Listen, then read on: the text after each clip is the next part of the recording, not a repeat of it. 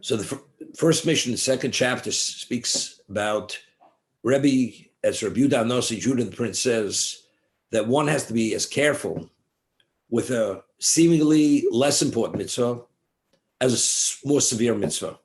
Why?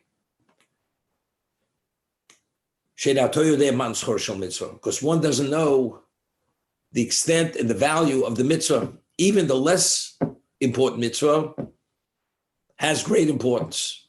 So don't underestimate the value of, even according to your evaluation that it's a less important mitzvah, don't deal with it as if it's unimportant. You should be meticulously careful as a sphere mitzvah. But the emphasis, because you don't know the extent of the reward of a mitzvah. I'd mentioned once, there's a portion in the book of Dvarim, it's known as Ekev. And Moshe says to the Jewish people, Voyim Ekev Tishmu, and if you will listen, El HaMishpatim, to the rational laws, if you will listen to the rational laws, I will command my covenant, my chesed, you will receive bounty unlimitedly, unlimited amount of bounty. It's interesting. We know the Torah is divided into three classifications. The irrational laws, which are referred to as mishpatim, for instance, one should not steal. Even if God would have given that commandment at Sinai, or even as the Noahide laws, every rational human being understands that to maintain a society, people have to have ownership rights. And if one would continuously cross that line, you cannot have a society. It's just chaos. And as it says later, if there's no law and order, people literally, there's anarchy, people devour one another alive. So there are laws which are rational. One should not damage another person, injure another person. These are rational laws, we understand it. Because you have to be able to coexist, and without these laws in place, there's no coexistence. Then we have laws in the Torah referred to as testament. We celebrate Pesach to commemorate bondage and redemption. We eat the matzah, we recline, we eat the Paschal lamb. On Sukkot, we sit in the sukkah, which commemorates the booths, the huts. We were in the desert, the four species. This all has to do with commemoration. That's Eidos. This is testament. The Day of Judgment, the Day of Atonement, this all relates to particular moments that we experience certain types of effects or values due to the particular day. Then we have an area, a segment that's called Chukim. Chukim are statutes. On a rational level, it's impossible to understand what the rationale, what the value is. We do them purely because God says you must do it because it's in your best interest to do it, because I understand your spiritual makeup, and based on the understanding of your spirituality, you must observe dietary laws. You're not permitted to wear a combination of wool and linen. Many laws, you must cover the blood of a kosher species, a bird or an undomesticated animal, and you slaughter it, its blood must be covered. These are chukim. The ultimate statute is the parah adumah, the red heifer. So those are the three segments. When the Torah speaks over there, when it mentions V'yekev tishmun ela mishpatim, that if you will observe the mishpatim, these are the rational laws, I will command my covenant, my chesed, you will receive bounty, you will not have one iota of disappointment, and only tremendous successes continuously. Why over there does the Torah speak about specifically mishpatim? What about if you observe the testaments and you observe the statutes? Why is it specifically speak over there only the mishpatim, only the rational laws? So over there, Rashi asks a question, which the Medrash asked the question. It could have said, Voyim tishmun, and if you will listen to my commandments and do it, so on and so forth. What does it say, bishpatim? So Rashi over there explains, and what is the akev? In Hebrew, the word akev means heel. Okev, the reason why Yaakov was called Yaakov, because when he was born, he was holding onto the heel of his elder brother, who left the womb of their mother, before he did, he was holding on to the heel of his brother. He was holding on to the heel of Esav, and because he was holding on to a heel, therefore he was called Yaakov. The word Akev is within the word Yaakov. Okay? Boy, Akev. What does the heel have to do with? And if you observe the mitzvahs, the rational laws, then you will merit the ultimate. So Rashi says something interesting over there. Name of the Midrash. We're speaking about mitzvahs kalos. Same terminology which the Mishnah here uses. That if you observe even mitzvahs kalos adam dosh ba'kevov, if you observe even the less important mitzvahs that people trample on with their heels, if even those mitzvahs you observe, then you're going to merit the ultimate. That's what the Torah is alluding to when it uses the word akev. The heel to those mitzvahs which are neglected or abused or disregarded, if you observe them, then you will merit the ultimate. So the question is, why? Again, is it because they're neglected and you observe them, that's sufficient, you should merit the ultimate? So how do we understand? And the Torah uses the term mishpotim. There's such a thing as known as, we have all kinds of measuring systems, metric systems. There's people, we create our own measuring system, Jews or humanity. It's called the mitzvah yardstick. When God says you have to put on tzitzis, or God says you have to observe, you have to eat matzah, or any positive commandment, did God himself differentiate to say this is more important, that's less important? Regarding negative commandments, we find the negative commandment which carries the liability of lashes if you violate it. You have a liability of spiritual excision, such as Yom Kippur if you eat on Yom Kippur. If you violate the Shabbos, a person, God forbid, commits murder. It's a capital crime. So we understand, based on the punishment, the liability, we understand the severity of each one of these negative commandments, because the punishment really identifies how serious and how severe that transgression is. But when it comes to a positive commandment, honoring a parent, a father or mother, sending away the bird when you come upon it when it's nesting on its chicks or on its eggs. Torah doesn't say, it says you'll merit longevity of life. You will merit a share in the world to come. Tzitzis, whatever it may be. Torah over there doesn't identify and classify what's more important, what's less important. They're all important. But yet we think this is not that important. Charity is not that important. And if you don't wear tzitzis, it's not that important. Eating the matzah at the Seder, that's something important. Now, where do we get this evaluation from? More important, less important. It's all our own personal evaluation, the way we perceive things. So each of us have our spiritual yardstick. This is more, this is less. This I'm more careful about. I pick and choose. In my life, this is more integral. That's less important. Therefore, I don't really pay that much attention to it. Now, but why is a person supposed to keep mitzvahs? Because it's the word of God. So if the reason why a mitzvah comes from the root of the word mitzvah is tzivui. Tzivui means a commandment. It's a commandment. It's God's commandment. As God says, you must observe the Shabbos. God says, you must put that penny in that charity box or the dollar in the charity box. You must help out the poor man.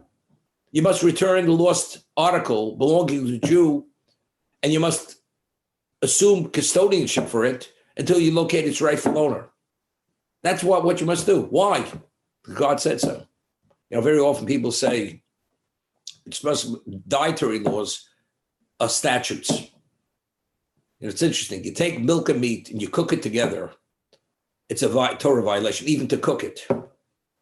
And if you do cook it, you're not permitted to eat it. Not only you're not permitted to eat it, you're not permitted to benefit from it.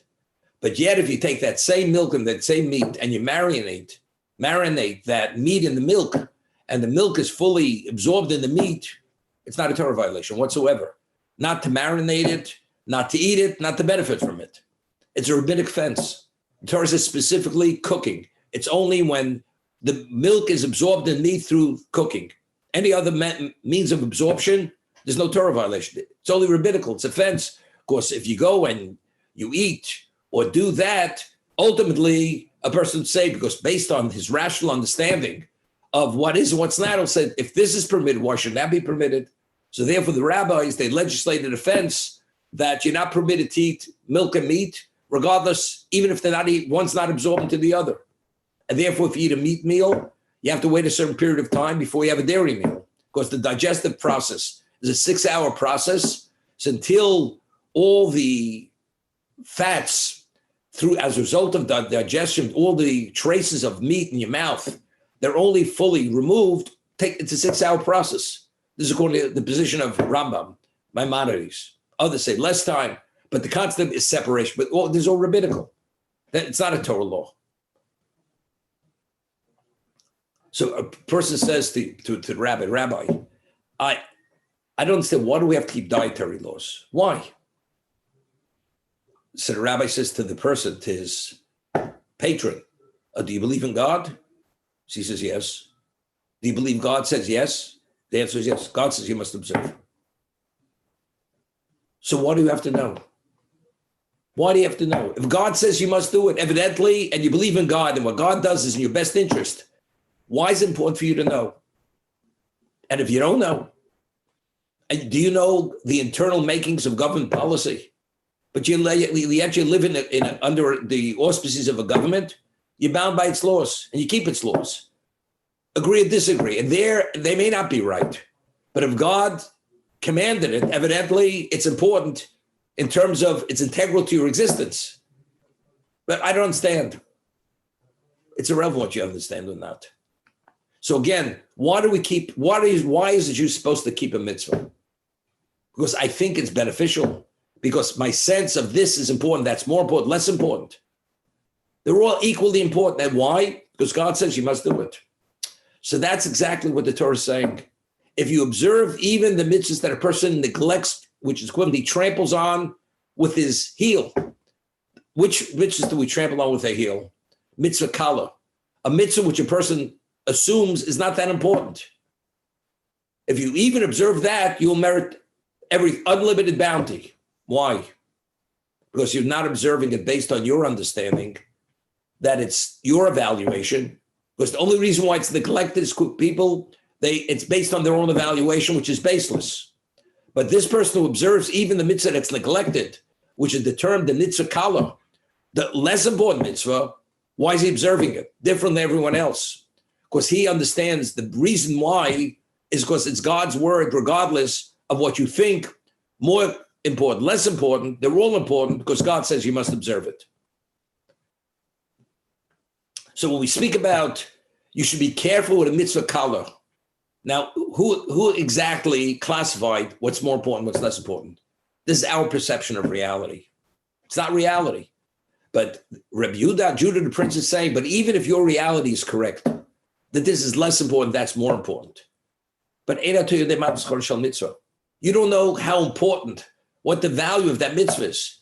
That mitzvah may be so integral, and therefore, as a result of that, it's like a person says, some people say investment bankers, he only does this kind of deal.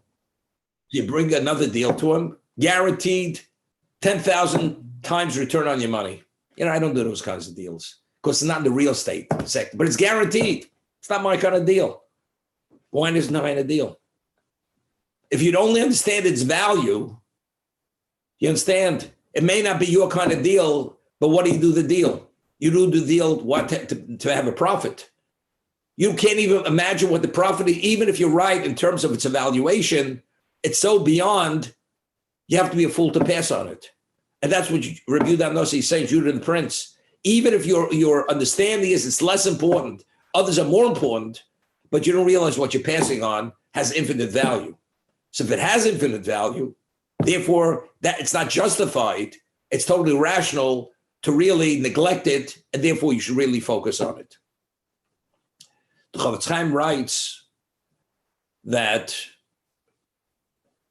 a mitzvah, we have to do mitzvahs, and as based on the Zohar, and Reb Chaim Volozhin cites the Zohar, the mitzvah itself, when you do a positive commandment, you're just doing the will of God, or there's a direct result, there's a dynamic, there's a force, a spiritual force created. as a result of doing the positive commandment. There's a very overwhelming, eternal force created when you do a mitzvah. And it creates something which continues and exists eternally. The result of doing the mitzvah. What is the value of that? So he explains, just as in the physical sense, when a person eats and nourishes his physicality, the body has to be nourished and sustained. Every day you have to have a certain degree of infusion of nutrients, protein, whatever it is, carbohydrates, and that's the way the body functions. As much as you're hydrated and have sufficient amount of nutrients in your body, what happens if 3-4 days pass? It has to be replenished. You need a continuous replenishment. What is the core and the main component of human being? His neshama. What is neshama? The word soul. People eat soul food. You go down to certain neighbors, maybe you have to go to New Orleans. They say over there you have Creole soul food. What is soul food? You go on a basketball court and you shoot hoops, that's soul food. Before or afterward, what's soul food? The Jew calls the soul neshama. Why is the soul called neshama? Because the Torah tells us when God created Adam, it says, Vayipach ba'apav nishmas chayim. He blew through his nostrils a soul of life. That's why the soul is called neshama. In Hebrew, linsho means to breathe.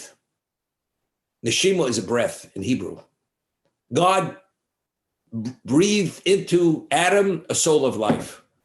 The core of Adam is and then he became a functional human being.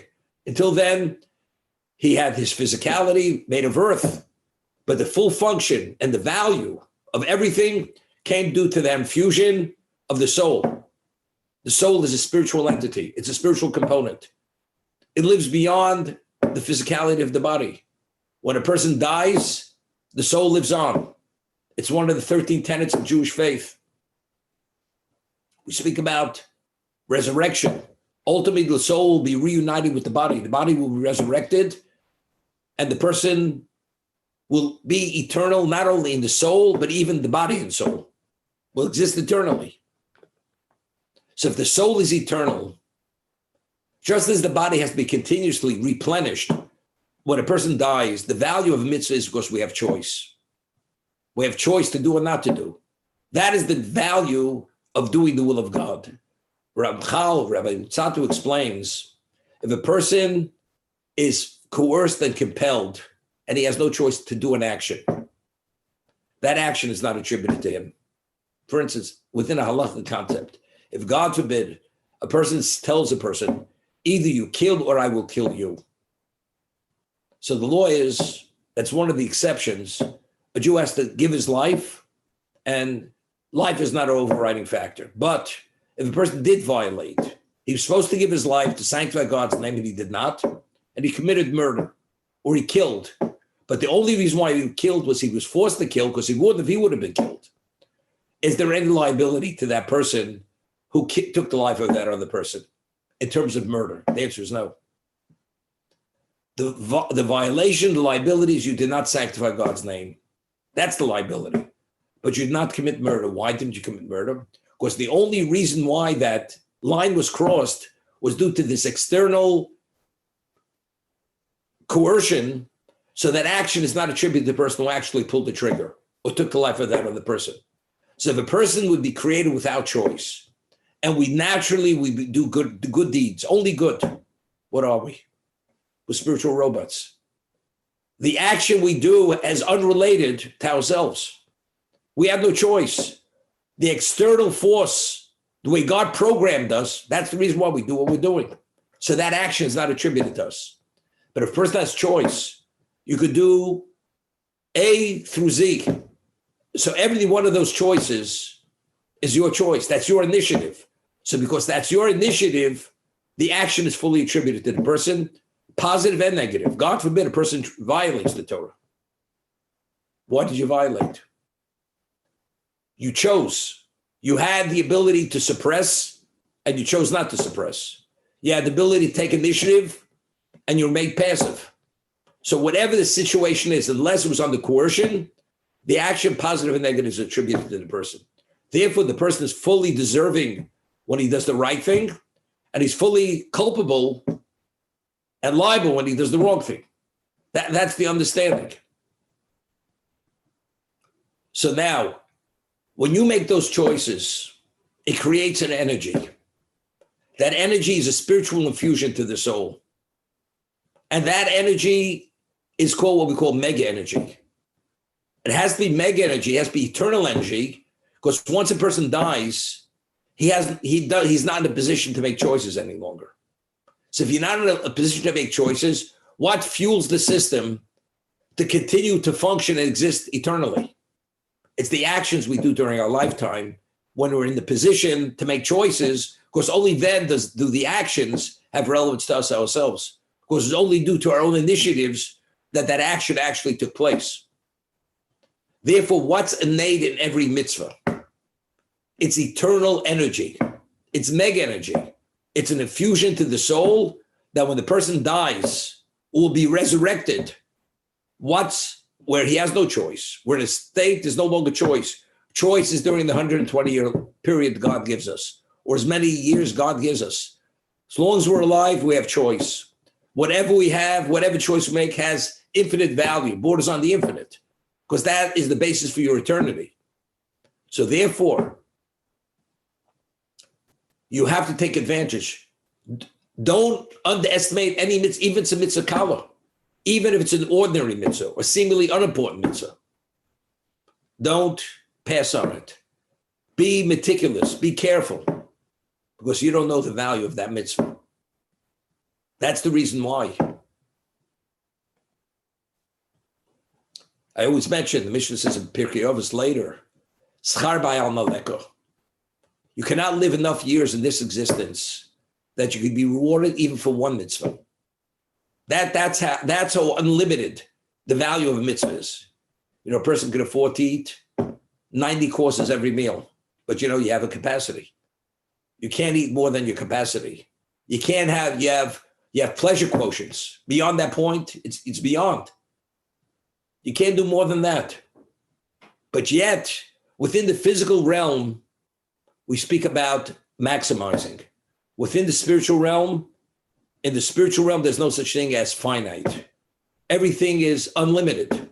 So therefore, the mitzvah itself, even one mitzvah, is unlimited. So if you do multiple mitzvahs, multiple commandments, and you do them qualitatively, again, we just continue adding to that unlimited.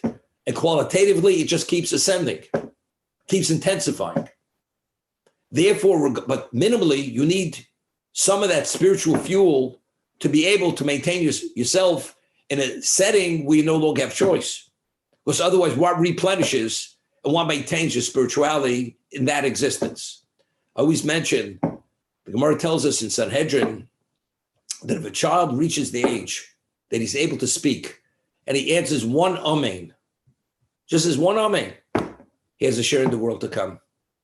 Amen is an acronym for Kel Melech Nemon. Aleph is Kel, Mem is Nun, Melech Nemon. God is the trustful, faithful king. He makes that declaration. The child doesn't even know what he's saying. It has value. He already merits a share in the world to come. So every day, it's cited in Shulchan Aruch, a Jew is supposed to say 90 amenim. 90 times you're supposed to say amen a day. So for one amen, you merit a share in the world to come. 90 times. And what is it? It's really rabbinical. And what about if you wear tzitzis? At tzitzis, the Mechaber says, it's interesting. Tzitzis, you're only obligated if you wear a four-cornered garment. Person says, so therefore, what am I doing wrong if I don't wear tzitzis? It's true, you may not wear. There may not be a claim against you. But so why should you wear the garment, although you're not obligated? Because there's a certain aspect of tzitzis that it's the equivalent of all the 630 mitzvahs combined. So therefore, because it has such enormous value, you should enter into that obligation and bring the obligation upon yourself. Because you have to be a fool to pass on it, besides the other benefits. So because the shokol connected kol mitzvahs, it's the equivalent of all the mitzvahs combined, therefore, it's a good investment. It's worth it. It's worthwhile to put them on. I'm allergic to wool, so wear cotton. Wear a cotton garment. Keep the tzitzis. Well, they're in my pants, so wear them out of your pants. Okay, I don't want to look like a fanatic. We'll work it out somehow. If you understood its value, you want to go to a spa and they nearly bury you in that mud with all kinds of chemicals. So you should have some kind of chemical peel. There you're not allergic, even though you can feel irritated for the next 3 weeks. But ultimately it'll regenerate my skin and I'll look like I'm 70. I'll look like I'm 14 years old. For that, you're willing to do it. But the tzitzis, because they may somehow create an irritation, I have all these sensory issues. I get nervous when somebody creates a certain type of magnetic field and I feel jittery, so stop smoking, stop drinking. Maybe you'll be more calm. Maybe learn a little Torah, bring calmness to your life. Many years ago, when people smoked, at least within the observant world, the average person smoked. So when I studied in the yeshiva in the 60s, so even during the class, when the rabbi gave the daily lecture for an hour and 45 minutes, the students, they smoked during the lecture. While they listened, they smoked. And I remember, just an aside, the yeshiva, they would buy furniture from Army surplus, and they would get first quality furniture that was never even used. It comes in the original crates, and they pay 10 cents for a chair. So I remember we had ashtrays. You should have bought ashtrays because those days they smoked. They were made out of black plastic, and it said United States Army, Vietnam. It was printed on the ashtray. There must have been a surplus of these ashtrays, and they had them on the table. So the students, when they smoked on the tables, that ashtrays, and they were, immersed in the rabbi's very expansive and deep lecture. And my mashgiach, he going back, he used to carry articles in his wallet that if you saw a student smoking, take out the article to show him how unhealthy it is.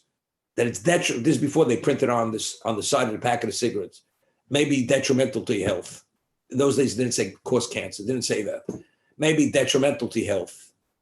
And he used to show him, say, what are you smoking? It's not healthy. Besides the cost factor, it's unclean, this, that. So we're middle of the shir, and there's a certain person, his name is Rafael. So my mashgiach says to me in Yiddish, Rafael, why are you smoking? And this person wasn't from the great learners. This Rafael, he was about 21 years old at the time. So he says to him in Yiddish, because this person, his parents were Holocaust survivors, he spoke Yiddish. So he said, of course, he's nervous. That's why he smokes. So the smoking calms him. And in Yiddish, you say nervous, ich bin nervös. That's the way he said it. He's nervous. So my mashgiach says to him, why are you nervous? David HaMelech says, Pekudei Hashem Yishar Mesamchei Lev. When you study Torah, it calms you, it brings joy to you. If you study, you shouldn't be nervous. There should be a certain calmness, tranquility in your life. Why are you nervous? Left it at that. So immediately he stopped smoking, this person, because it spoke volumes exactly where this person's at. You understand? So again, what exactly are we talking about? If a person would understand even the most minute, even observing a rabbinic law, answering an amen, saying 100 brachas a day, or saying one blessing a day. And as I say, as you see the U.S. debt, that thing spinning at a time, you can't even see the numbers. You have a mezuzah on your doorpost, which we discussed the other day. Every nanosecond it's up, it's a positive commandment. Every second you wear those tzitzis, it's a positive commandment. Every word of Torah you study, each word is the equivalent of 613 mitzvos. So that means this hour we're studying now, every word you hear is the equivalent of 613 mitzvos. Minimal effort, mega return. That's what we're doing right now. And if a person would understand that, I think I'm going to watch some kind of documentary which hasn't been shown for the past 90 years. You know, they used to show newsreels, years ago. I haven't been to the movies, since, I don't know, the 50s when it cost 35 cents to get into the Lower East Canal on the Lower East Side. So in between the movies, they used to show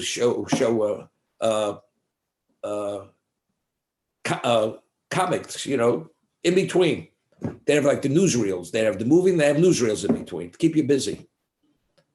That's what it was. I want to watch that. But what are you passing on? If you're in the middle of a meeting and your wife calls you and it's the biggest deal in your life, you say, honey, you text her, I'll call you back in 3 hours. Maybe. Because I'm involved right now in the most important deal in my life. But what do we pass on? Rabbi Judah the Prince, he says, don't minimize even what you consider seemingly unimportant, because you don't know how important it is. You know how important it is. We have a cardiologist over here. His name is Avram Tzvi Ben Yisrael. That's his name. And he tells his patient, you see this little pill? You got to take it every day. Otherwise, God forbid, if you don't, between your cholesterol and your heart situation, you may have a heart attack. You may have a stroke. You say, you mean this little pill is going to make that difference in terms of my health being maintained? Well, if you understand what that pill is and you understand your health condition, you understand its value.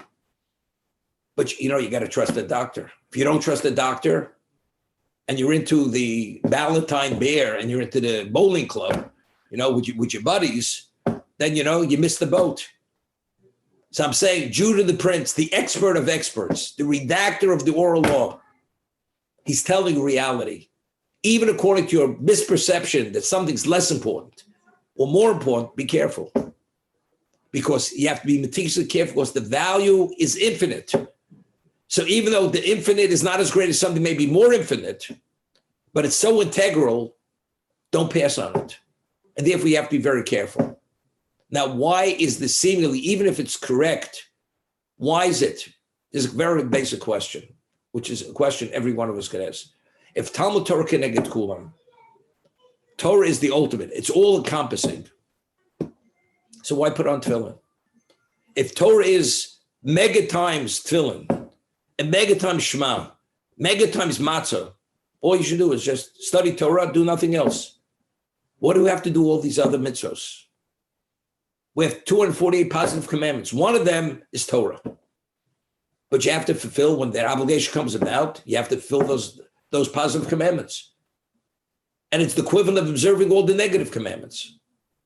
Just study Torah. Why do we have to be involved in all the details? In all the, I don't want to use nitty-gritty. Be so specific. Why? So the Chofetz Chaim always cites Rav Chaim Vital. Rav Chaim Vital was the closest student of the Arizal, and he recorded all the writings, all the Kabbalistic teachings of the Arizal, and he was chosen by the Arizal because he was the most responsible, and he would record them exactly as the Arizal had taught them. And he writes over there, just as there are 248 parts to the human body, the 248 components to the Jewish soul. We have 248 positive commandments. The 248 commandments correspond to 248 parts of the human body. And it corresponds to 248 parts of the Jewish soul. Each positive commandment is an infusion of that spiritual energy which is needed to maintain that eternity of the soul. So it's true, Talmud Torah Keneged Kulam. I give you the example. A person is a genius. His mind is as healthy, but his body doesn't function. But you have the mind. The mind is the most important part of the body. But if the rest of the body doesn't function, you're not going too far.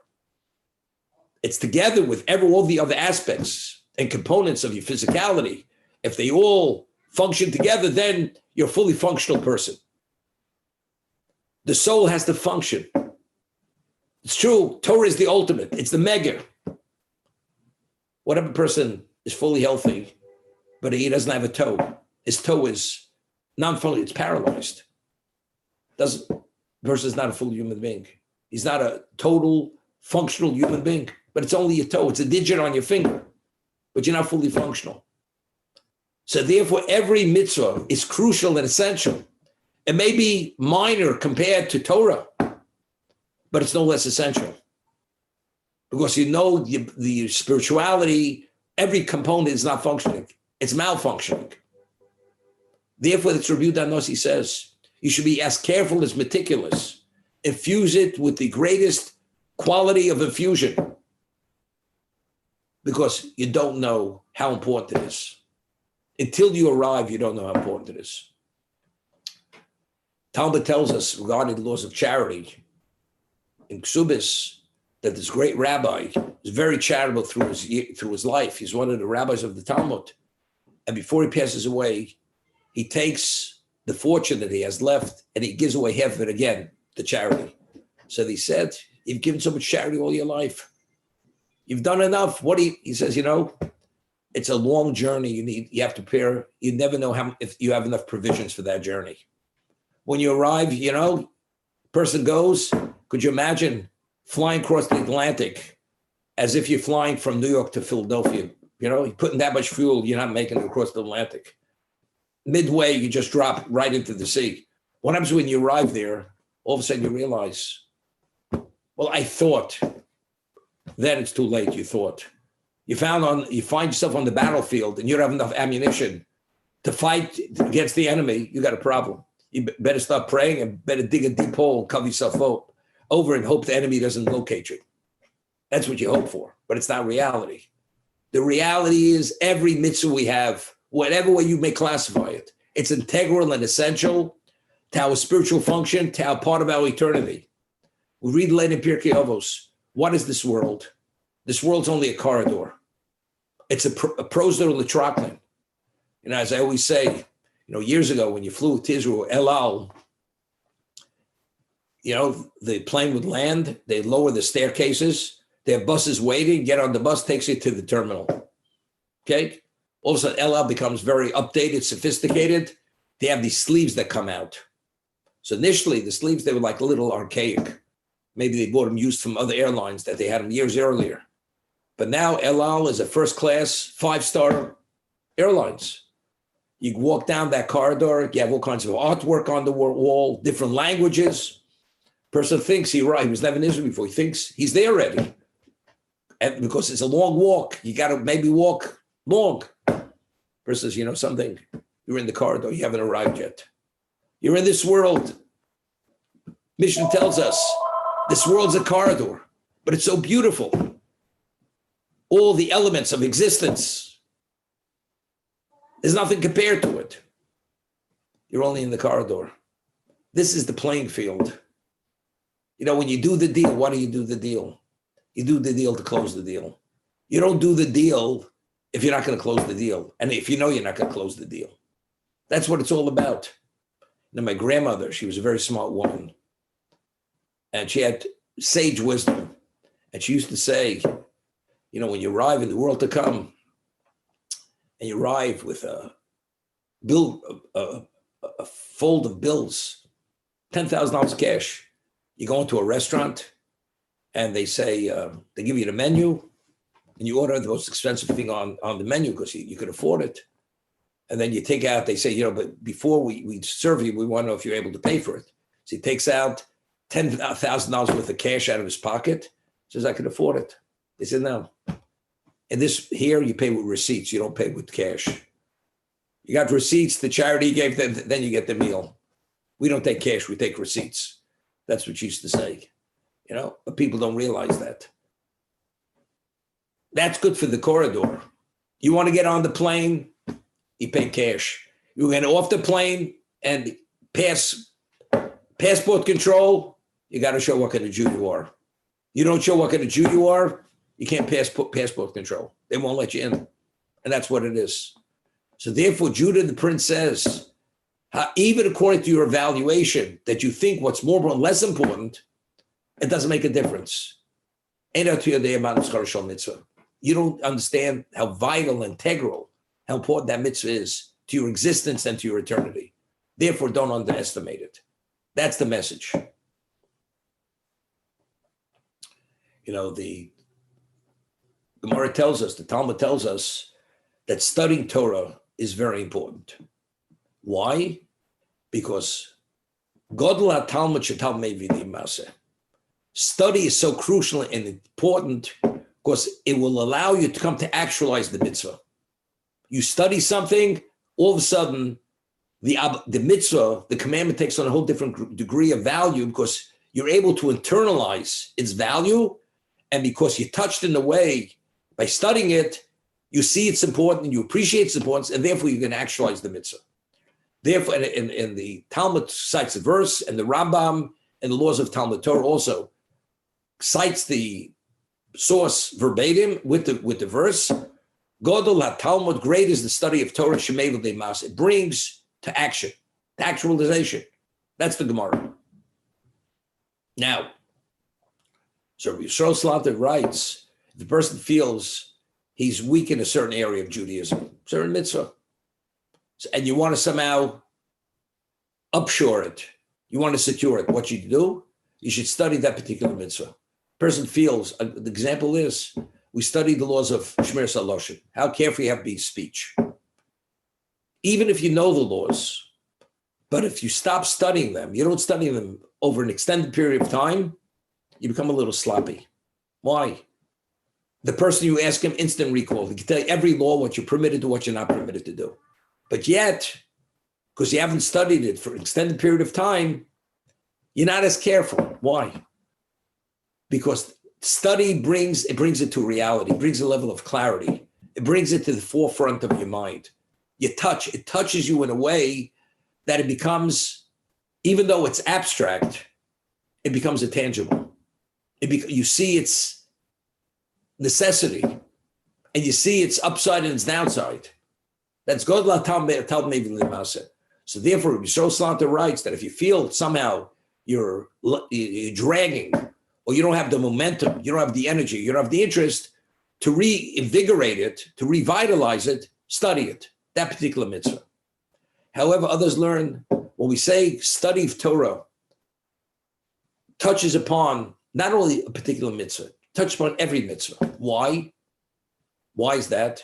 If we say Talmud Torah Keneged Kulam, the Torah itself is the equivalent of all the mitzvahs combined. So somehow when you study Torah, it touches upon every value of every mitzvah that exists. So we're talking about you already studied those mitzvahs, whatever they may be. So by studying it, it's you re-injecting into the system energy, a force, which somehow reawakens whatever is dormant, and that reawakening gives you a sense of the value of that what that may be, for that reason. Because Talmud Torah Keneged Kulam. It's Keneged Kulam, therefore it's crucial and essential to every mitzvah that we're supposed to keep. So even though you may be studying one subject matter, when you feel connected, you're connected. That's it. You feel disconnected, well, I put on tefillin and so on, but I don't feel the way I used to feel. It's not because you're getting older, because you're less involved. When it comes to the deal, you don't miss a beat. When it comes to the mitzvah, maybe I'm getting older. Maybe getting older may become more serious, because the end is not too far off. So you better straighten out your record, because that record's going to be audited in a very serious way. Now we say we have Yom Kippur. Yom Kippur comes, you can straighten out, make amends with God. Once you check out, after checkout time, they examine the room, and and they'll send you the bill if there were any damages in the room. And if you took the towels, they're going to charge you in towels and for the robe. They're going to charge you everything, and there's a bill, and you got to pay that bill.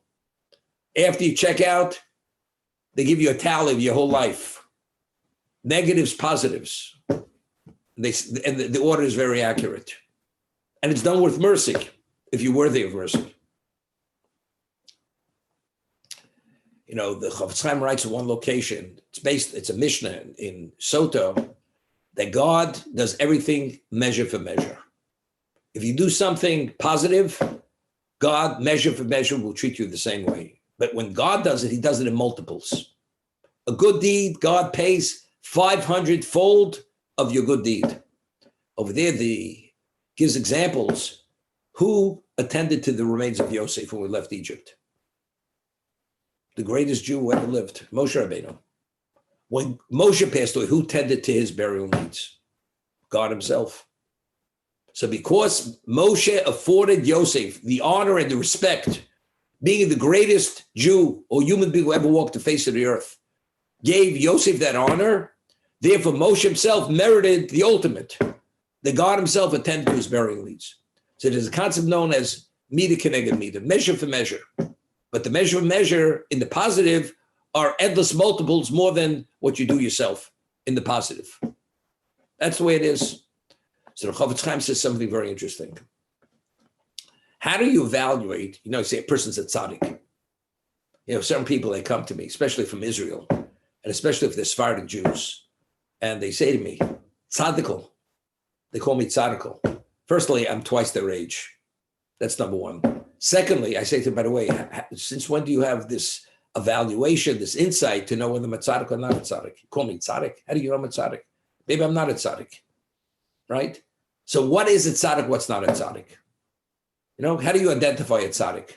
The truth is, there's certain people, without a question, they are tzaddikim. They're devoutly righteous, meticulously observant, God-fearing, not a question. But how do you know who is not?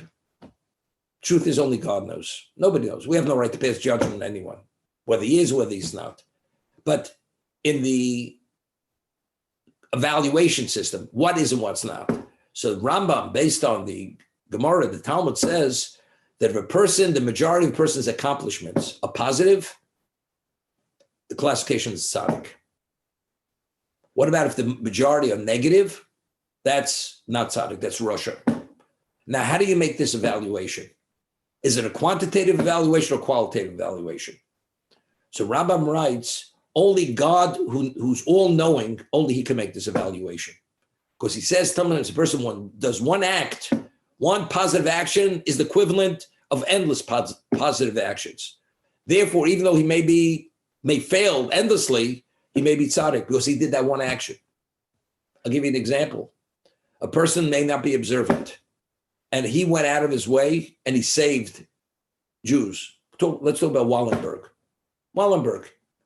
Do you know how many Jews he saved in Hungary before he disappeared? He had these safe houses, and if he wouldn't have done what he did, maybe thousands of Jews would have gone to the death in the death camps, concentration camps. He wasn't an observant Jew. He was an assimilated Jew. Wallenberg. Do we know what share he has in the world to come? Well, he didn't keep shops to be kosher. No, that's God's business. That's not for us to say. But who knows? He could have been, if saving one life is saving a whole world, and he saved multiple lives, and the generations that come from those lives who survived. Do we even have an inkling of an idea of what the value of his accomplishment was? It's not possible to know. It's interesting. The person is dying of starvation. And you offer him a piece of bread, which is worth no more than $1. And you save his life. The expenditure was $1. But what was the value of that investment? You saved the person's life. You put a penny in the tzedakah box. What's a penny? In the spiritual realm, if that's called charity, it's like the piece of bread which saved that person's life. A person says, I gave a person a piece of bread. So what did you do? But if you understand the scenario and the value and the way it affected that person and allowed him to survive, now you understand the value of that piece of bread. So we don't understand the value of an action. You do a slight movement. You say good morning to a person and you make the person feel good. Or you have a person who has difficulty finding a job and you make a phone call for him. Or he feels down and you give him encouragement. And therefore, when he goes on the interview, he's upbeat. And therefore, the interview gives him the job. Or he goes home, he's upbeat. He has what we call shalom bayis. His wife sees him in a positive mood. Therefore, the harmony in the house is something positive. Or he has patience for his children. Do we know what the ramifications of anything is? The truth, only God knows. But one thing we do know, you have to be positive and you have to do good. You have to be a good doer, but you have to know what good is. People have an idea what good is, but if you're more learned, it's unending to know how you can generate goodness, and it always increases. There's a principle, a very important principle. It's known as Megalden Schus al Yidei Zakai, that God brings merit to the meritorious. A person, somehow, this certain person, everybody's bringing the good deals to him. Other people have money, but they don't bring the deals to the others as they bring to this guy. Why? Some reason for it. People feel he's the person, he's the deal maker, and he's the one you want to be involved with. Why? That's the way it is. God brings merit to the meritorious. Opportunity, God brings to the one who deserves opportunity. On fast days, on Rosh Hashanah Yom Kippur, we say Avinu Malkeinu. We say multiple, our Father, our King.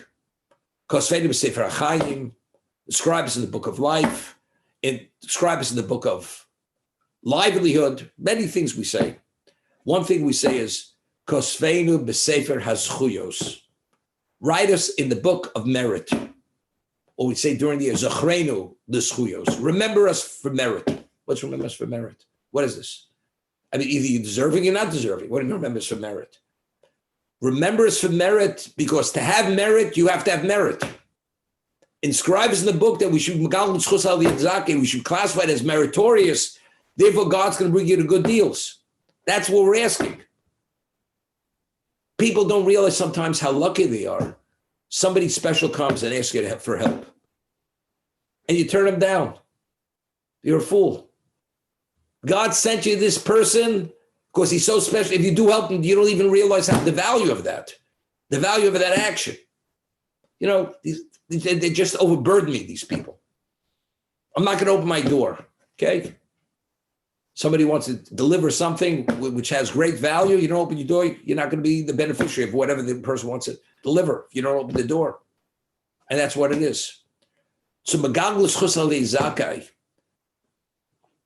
God brings merit to meritorious. So therefore, even if you do a small mitzvah, that small mitzvah will attract a greater mitzvah. And it's unending. We speak about the ripple effect. There's a ripple effect. You throw a stone in water, the ripples go, you don't know how far the ripples go, what it touches.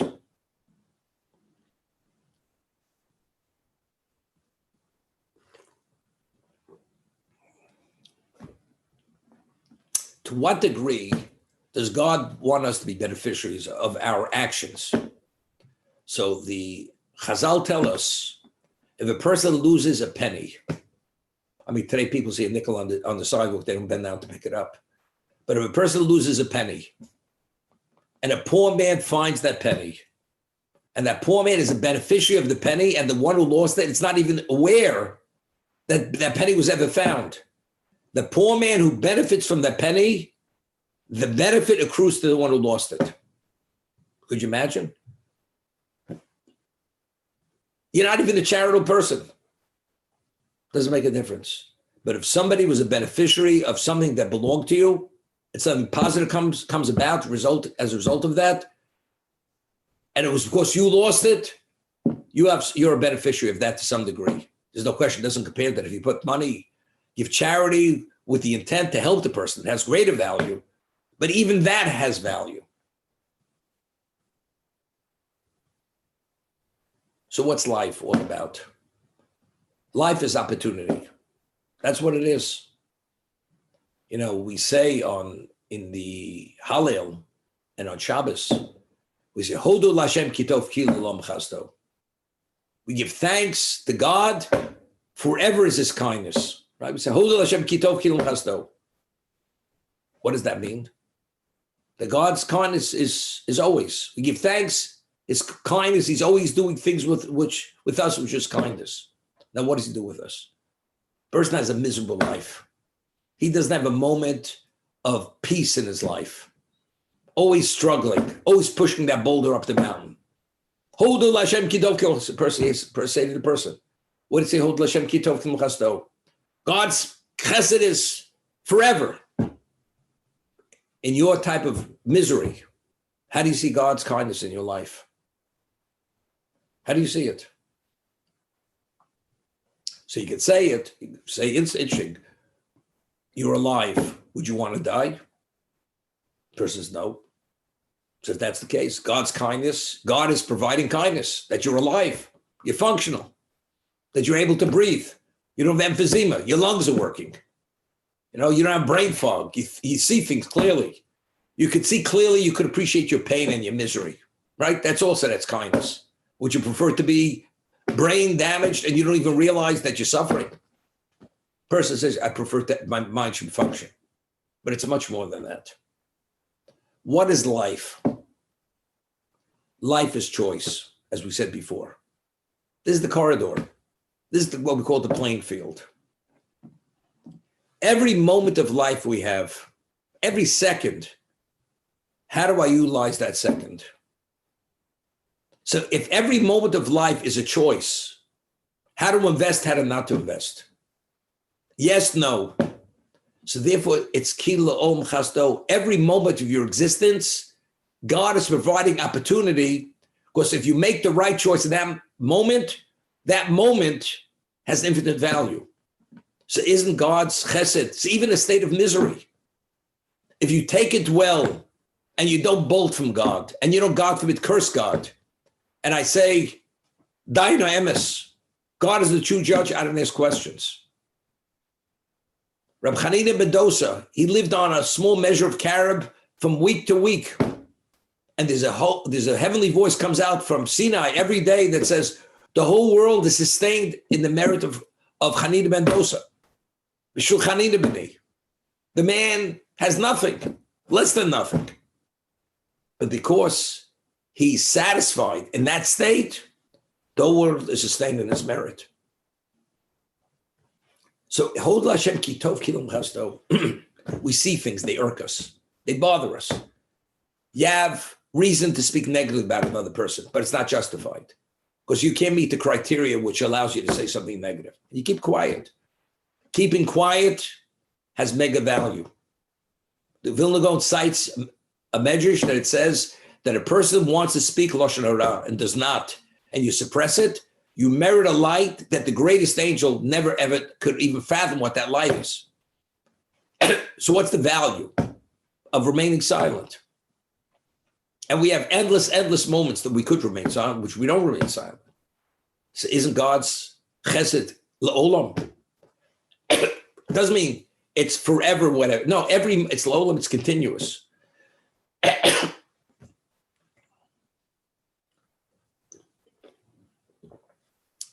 Years ago, I gave an example. Mr. Glick, when it came to diamonds, he had an expertise very few people in the world had. And he dealt with very large diamonds. I told a story, when he first came to New York, more than 38 years ago. So soon after that came, his mother passed away. So a person who's a novel, he has to go to the Omud. So he was davening for the Omud, and he had some of his clients were sheiks from Saudi Arabia. They were his clients because he sold those kinds of stones.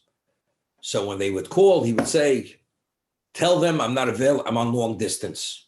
Because he's davening for the Omud, he's on long distance. That's what you should tell him. So he used to say then when he saw a diamond, even if he hadn't seen the diamond in 40 years, when he would see that diamond again, he'd recognize it immediately. Because if you have an ability to understand, there are no two diamonds alike. We're talking about special diamonds. We're talking about 30, 40 carat diamonds, the flawless, and the way they're cut. If you understand what it is, you could see all the nuances and the characteristics, you recognize it. His ability was not only to recognize the diamond, he was also a jeweler's working for him. They bring him in, he'd make a necklace. He would see, so he needed smaller diamonds to enhance the greater diamonds. So therefore, he knew exactly which to put into that necklace. It may have been a $40, $50 million necklace that these characters in Saudi Arabia would buy from him. But the smaller diamonds were necessary for the larger diamonds to bring out and enhance them. Even let's take it is a less mitzvah. But you have to be just as careful because you never know when you need that.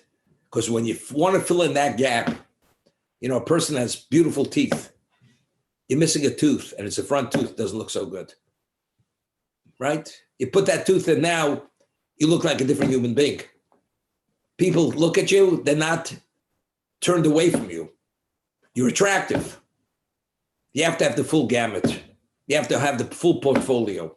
And if you don't have it, there's a gap.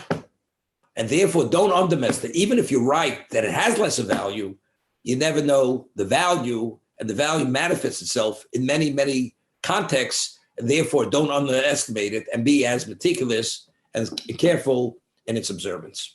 To be continued. Rabbi, if I could just say this, hopefully we can have this learning in the memory of Rabbi Yisrael Halpert. I don't know if you knew him from Fifth Avenue Synagogue. He passed away, Baruch Dayanemis. He passed. When did he pass away? I think last night. The funeral's today at Park East. Baruch Dayanemis. Sorry to hear it. Yeah. Okay. Okay. The learning should be merit for his neshama. Okay. Thank you. Okay. So we have Rabbi, See you at 11:15. Rabbi, what's the schedule tomorrow morning? Regular? Same regular schedule as today. As 9 today. In their schedule. Pirkei Avos from 9 to 10. No, tomorrow. Tomorrow's a legal holiday. Right. So we're not learning at 6? No, Sunday schedule. Tomorrow's a Sunday. Sunday schedule. Got it. Okay. Thank you. Okay. Okay. Anybody for Daf Yomi, 11 o'clock. 11, not 11:15. See you later. Not 11:50, 11, Yeah. 11 to 12. Take care. See you later, Rabbi. Be well. Thank you, Rabbi. Take care.